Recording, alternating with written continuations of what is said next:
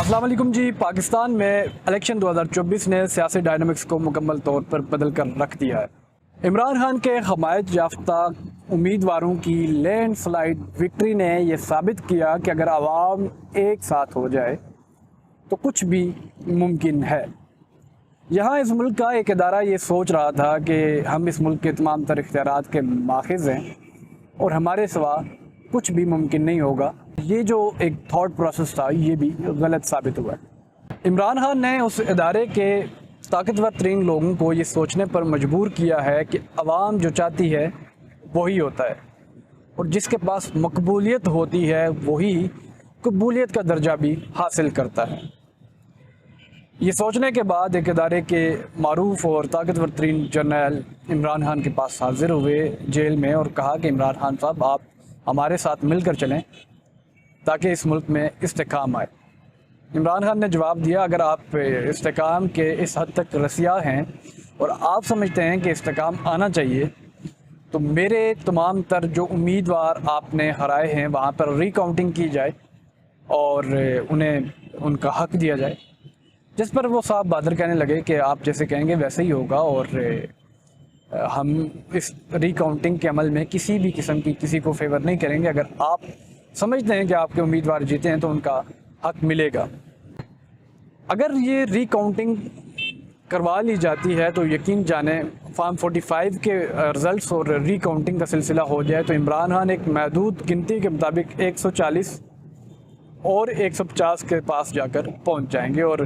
Reserve سیٹوں کو ملا کر تحریک انصاف جو لیگل اور پراپر ایک مینڈیٹ بنتا ہے حکومت بنا سکتی ہے۔ بہرحال وہ ایک الگ بات ہے کہ یہ ممکن ہو پائے گا یا نہیں۔ آپ اس انتخابات کے بعد دیکھیے کہ کس طرح سے international media, international politicians, international ادارے اپنے تحفظات کا اظہار کر رہے ہیں اور کہہ رہے ہیں کہ پاکستان میں جو الیکشن ہوئے ہیں وہ کسی بھی صورت صاف اور شفاف نہیں ہے۔ عوام کو جو مینڈیٹ ہے وہ عوام کو ملنا چاہیے۔ یعنی پاکستان کچھ لوگوں کے باعث اس حد تک بدنام ہو چکا ہے کہ انٹرنیشنل دنیا کہہ رہی ہے کہ پاکستان کے ادارے عوام کو ان کا مینڈیٹ نہیں دے رہے۔ مزے کی بات یہ کہ اس الیکشن کے بعد کافی صورتحال تبدیل ہوئی ہے۔ آپ دیکھیں JUI جیسی جماعت ایک پریس کانفرنس کر کے کہتی ہے کہ ہم غیر سیاسی طاقتوں کی انٹرفیئرنس نہیں مانیں گے۔ پیر پگارا جیسے لوگ کہتے ہیں کہ اگر آپ نے زرداری کو یہ سند دینا تھا تو یہ 2 سیٹیں آپ اپنے پاس رکھیں، ہمیں پتہ ہے کہ یہ آروز کی وجہ سے نہیں بلکہ کہیں اور سے نتائج سامنے آئے، یعنی پنڈی کی جانب انہوں نے اشارہ کیا۔ عوامی نیشنل پارٹی کے ایم ایل ولی نے جو کہ انہوں نے اظہار کیا، اس بات کا اقرار کیا کہ ہم اسٹیبلشمنٹ کے مورے بن کے رہے، ہماری غلطی تھی، ہم اب نہیں بنیں گے، ہم ان کی اصلیت دکھائیں گے۔ تو کل ملا کے جو سیاسی پارٹیاں ہیں وہ اپنا آپ دکھا رہی ہیں، اور یہ اس لحاظ سے خوش آئند ہے کہ ہم جیسے نحیف سی آوازیں، ہم جیسے کمزور سے لوگ ہمیشہ یہ کہتے رہے کہ پاکستان میں صرف ایک ہی بدولت، ایک ہی صورت استحکام ممکن ہے، ترقی ممکن ہے کہ سیاسی جماعتیں ایک پلیٹ فارم پر آ جائیں اور مل جل کر اس ملک کی بقا کی خاطر عوام کے مینڈیٹ کو لے کر جو غیر سیاسی طاقتیں انہیں سیاست سے باہر کر کے اپنا کردار ادا کریں تو بہتری ممکن ہے۔ لیکن اگر وہی غیر سیاسی طاقتیں بینکنگ میں بھی ہوں گی، آپ کی ایجوکیشنل انسٹیٹیوشن میں ہوں گی، آپ کی ہیلتھ کے انسٹیٹیوشنز میں ہوں گی، آپ کی سڑکیں بنا رہی ہوں گی، آپ کے تمام معاملات کو دیکھ رہی ہوں گی، تو وہ اپنا کام نہیں کر پائیں گے اور جن کا جو کام ہے انہیں بھی نہیں کرنے دیا جائے گا۔ اگر اسی الیکشن کے بعد یہ جو آوازیں اٹھنا شروع ہوئی ہیں جو کہ صحیح بھی ہیں، جو کہ جائز ہیں، وہ مل کر غیر سیاسی عناصر کو سیاست سے نکلنے کے لیے کوئی کردار ادا کریں تو یقیناً بہتری آ سکتی ہے۔ اس بابت عوام کو بھی سوچنا ہوگا، اور یقیناً عوام نے ثابت کیا 8 فروری کو کہ ان کی ایک طاقت ہے۔ اور یاد رہے کہ یہ صرف 42% ووٹ تھے یا ٹرن آؤٹ تھا، اور اگر سوچیں کہ اس ملک میں 70 سے 80% ٹرن آؤٹ آ جائے تو یہ لوگ سر پکڑ کے بیٹھ جائیں گے۔ بہرحال اس ساری صورتحال کا سہرا عمران خان اور ان کے حمایت یافتہ لوگوں پر جاتا ہے کہ جنہوں نے یہ ثابت کیا کہ اگر عوام یکجا ہو جائے اور مل کر کسی ملک کی بقا کے لیے کوشش کرے تو کچھ بھی ممکن ہے۔ عمران خان نے نہ صرف اس ملک کے دور دراز علاقوں بلکہ اس ملک کے جو کینٹس ہیں